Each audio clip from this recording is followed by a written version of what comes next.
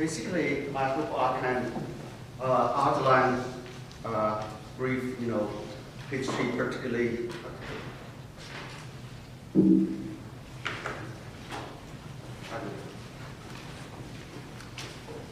To sketch historical outline of Sino-Japanese relations, particularly since the normalization of the two countries, in 1972. Of course, look at this, history through the lens of, how Beijing dealt with Tokyo on the issues of the war memory, as exemplified by the Nanjing massacre. Also, I'd like to discuss the politics of those historical changes. Actually, you can find that Beijing's attitude, official attitude, and also, attitude from civil society changed over, this period toward this war memory issue. So why, there are changes like this? Actually, the memory about Nanjing massacre is basically pretty new to Chinese people. Actually, in 1972, when Japanese Prime Minister Kakui Tanagi came to, visit Chairman Mao Zedong, Professor Larry yesterday mentioned that. Actually, Mao Zedong, yes, it's body language can show that. Okay, I'm emperor. Okay, basically, but the Chinese leadership at that time, they, wavered the financial compensation from Japan. Also, Mao Zedong expressed his gratitude to the Japanese. Actually, we can find official record today in the Chinese publications. So basically, at that time, the memory about war crimes, was not there, and we didn't know anything about memory of the Nanjing massacre. At that time, Chinese people were taught a lot about how Russia, seized Chinese territories and enemies like that. High tide of Cold War era. So the major enemy of China was the Soviet Union. And of course, they changed very dramatically in late 1970s, particularly after the death of Mao Zedong. This picture shows on October 23rd, 1978. At that time, Chinese Vice Premier Deng Xiaoping came to visit Japan, and the two guys, with Japanese Prime Minister Fukuda, they attended the signing ceremony of the Sino-Japanese Treaty of Peace and Friendship. Actually, this official treaty is still in effect today. So at that time, they didn't discuss the issues like war experience of China, or in particularly the Nanjing massacre. So for Deng Xiaoping, when he tried hard to modernize China, so Japanese investment, technology, all the things were badly needed. Actually, they had troubles at that time. The Jiaoyu Islands, the sovereignty over Jiaoyu Island or Senkaku Islands were already emerging on the agenda. But Deng Xiaoping's attitude was very clear. Actually, he told those Japanese politicians that, okay, we are not smart enough to solve this problem. We would let the issue be solved maybe generations later, and our grandson, grandchildren could be much smarter than us. So they would peacefully solve the problem. So this picture shows Deng Xiaoping's meeting with another Japanese Prime Minister in 1988. So that means from 1978 to 1988, the Chinese government, the official attitude toward those problems between China and Japan were basically to shelve those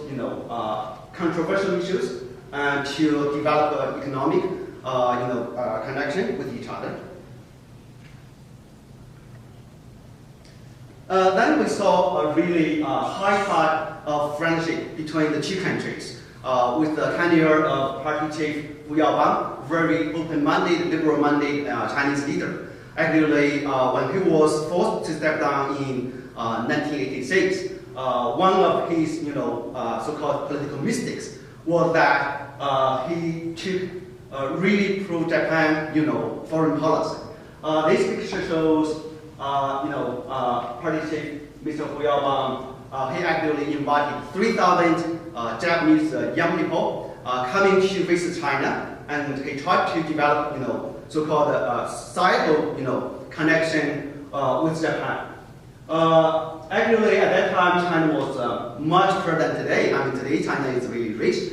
But Guoguang said, okay, we will host all of you, 3,000 Japanese people. So you need to spend, even planning to do that. This picture is like a family picture. So can you recognize the Chinese guy? That's current President Hu Jintao. Yeah, yes. Last week he just actually this week. Yeah, he just retired from president of a party chief, but still he's the state president of China. So that picture showed Hu Jintao in that 3,000 young Japanese people coming to visit China, and Hu Jintao was responsible to organize all those activities. He took this picture with those young Japanese people, and official Chinese media reported that Mr. Hu Jintao made really personal friends with those Japanese guys, Japanese families. And maybe more difficult for you to recognize some people here. Of course, all those 1980s, high-tide, events were finished in 1989. In 1989, actually, that was a huge turning point of Chinese foreign relations. Western democratic countries conducted economic sanctions against China because of, Tiananmen massacre. So Japan actually didn't join that. Yeah, Japan tried hard to keep a good relationship with Beijing.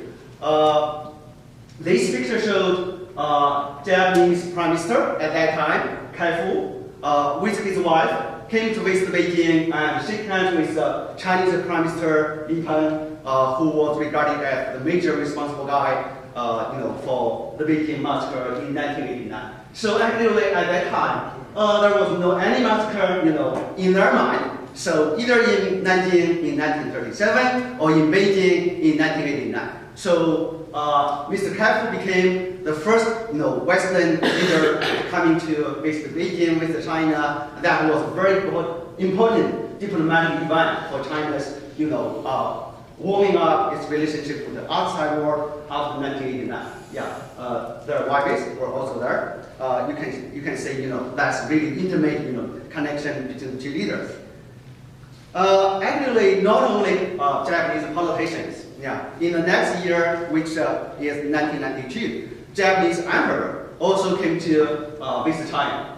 That is the first such visit by Japanese emperor to China. Since neighbors opened contacts more than 2,000 years ago. I mean, in history, actually, that is the first time Japanese emperor visited China, and also marks the 20th anniversary of some Japanese diplomatic relations. Actually, at that time, according to, I don't know, yesterday we had really controversy over this. But anyway, when Japanese emperor came to visit China, he expressed some kind of regret or maybe apologies to, the Chinese nation about what Japan did during the war years. But I'm not so sure the Chinese side anyway doesn't regard this as official apology.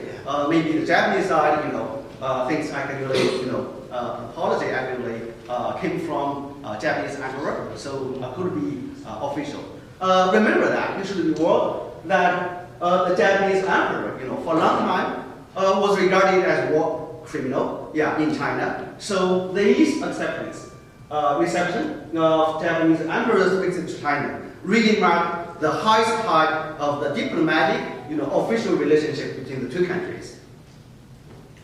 And several years later, when Chinese President Jiang Zemin met Japanese emperor again, the situation totally changed, actually. So just 6 years later, this picture shows Chinese President Jiang Zemin, also party chief at that time. He came to visit Japan, and the Japanese emperor was hosting the visit. Actually, that was also historical visit because this is the first such visit by Chinese president to Japan. Deng Xiaoping, when he visited Japan, he was only official title, was only vice premier. Before Jiang Zemin, no PRC president came to visit Japan. But that, basically turned to be really big failure of diplomacy and politics. Basically because in 1998, earlier that year, I think in summer, actually when US President Bill Clinton came to visit China, Clinton promised something like, termed as 3 no's on the issue of Taiwan. That means the United States, doesn't support Taiwan independence. The United States doesn't support Taiwan to join any, international organization with sovereign states as members. The United States doesn't support any, claim like, 2 Chinas or 1 China, 1 Taiwan. So basically, Clinton, adjusted his policy over the Taiwan issue very close to Beijing's official stance.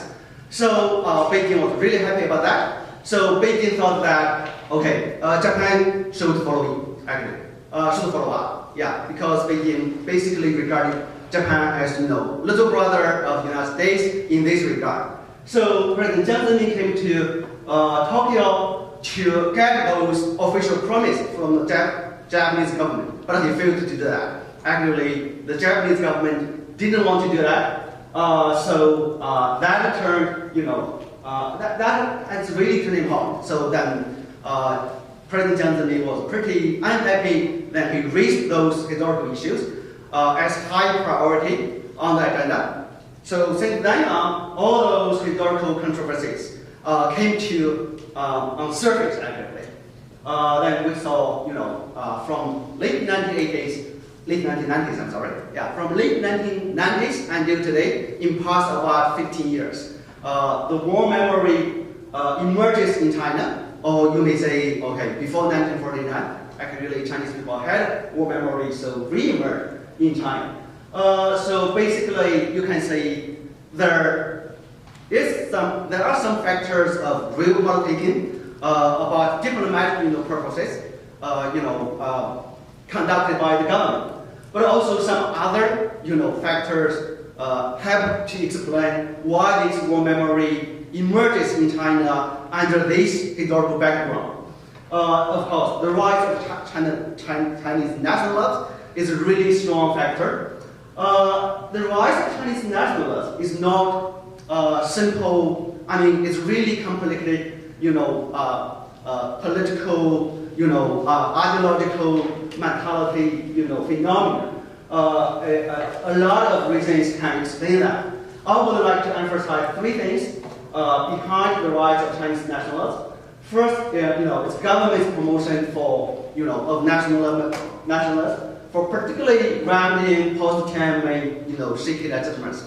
So there are a lot of publications in this regard to argue that, basically the Chinese nationalism since then has been state-led nationalism. So that's one reason. But also the growing national pride of economic achievement is also a very big factor to promote Chinese nationalism, including overseas Chinese people. So they feel so proud about what China has achieved in economic prosperity and being so proud of being Chinese. And also identity anxiousness in face of globalization. Yes, when we have self-view, particularly China, is deeply involved into globalization. So if you look at those Chinese young students on campus, so you can't really tell the difference, from their, what kind of sound they enjoy, what kind of movie they enjoy, just like our students here, actually. So identity problem because, become really problematic. So that's also one reason. But anyway, so with the rise of Chinese nationalism, so this anti-Japanese mentality is prevalent. This picture was from pretty recently, Chinese demonstration over the issue of Diaoyu Island's sovereignty. Actually, just 1 month ago, actually. So you can find, I think the demonstration from this picture, you can see that the demonstration is peaceful. But if you read those, slogans, yeah, it's not really. But anyway, okay, it's clear, right? That is English. Also, some other reasons help to explain why Chinese people now renew their war memory. Not only I talked about the governmental factors, but not only the governmental manipulation. The rise of civil society is very important. Actually, with economic reform, liberalization, involvement into globalization, diversity of Chinese society is growing, is increasing, and now the government is not able to suppress all those civil society activities. So a lot of civil associations, established, so-called Nanjing, literally unofficial activities, organized in China, including those efforts to memorize or to remember the Chinese past, including the Chinese experience during the anti-Japanese war, including, actually, there are some civic organizations in China very active to criticize the Chinese government about the decision to waive, the financial compensation from China. Those, activities, actually, sometimes they met political troubles. The government doesn't like to see that, and sometimes the government gives them some, little bit larger space to do their activities. Anyway, so these civil society factors should not be forgotten when we discuss why we, have war memory today in China. So actually, behind the memory of the Nanjing massacre, this factor is the most important to push, those records now, publicized to ordinary Chinese reader.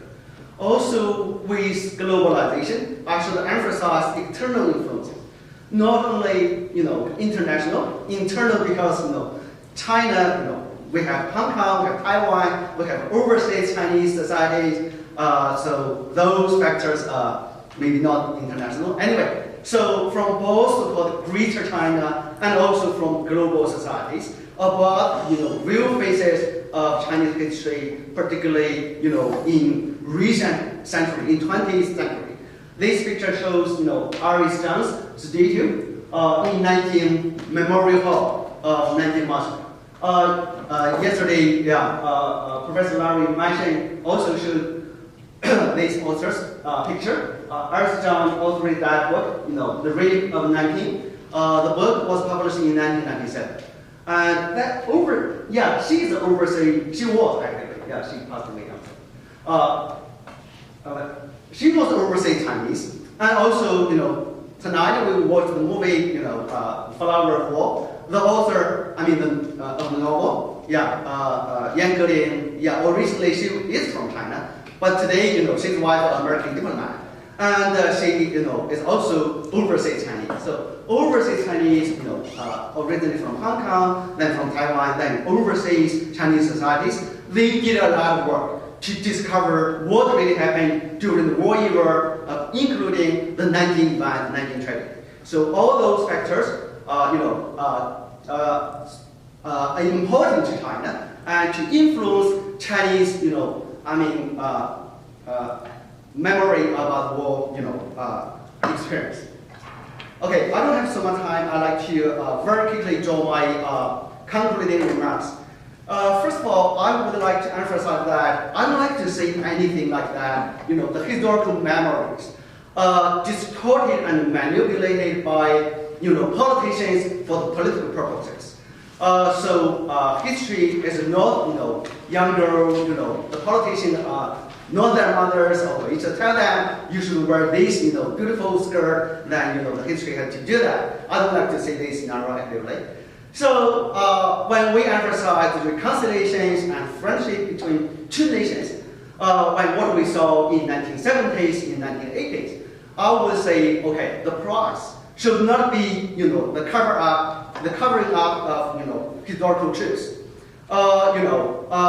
Reconciliation and friendship should be based on the research on, historical truths and the recognition of historical truths. So the Nanjing massacre took place 75 years ago, and that means, it was there. It was a historical event. When you want to emphasize Chinese relationship and friendship with Japan, you should not cover up this, should not distort that. And also, the other side is when you, try hard to see the historical truth about war, when we find that, Japanese soldiers did those brutalities in Nanjing in 1934, that kind of memory should be actually accommodated with the seeking of peace rather than with flaming hatred. So both sides, it should not be politically manipulated. When you want to develop a good relationship with your neighbor, you say, okay, my neighbor actually did nothing to harm my country. And when you try to, find, those bad things your neighbor did, and you become, enemy of your neighbor. So we should learn from history to develop, good relationship of people to people, and also, in more general term, global peace. That's my, naive wish. I should finish here. Thank you.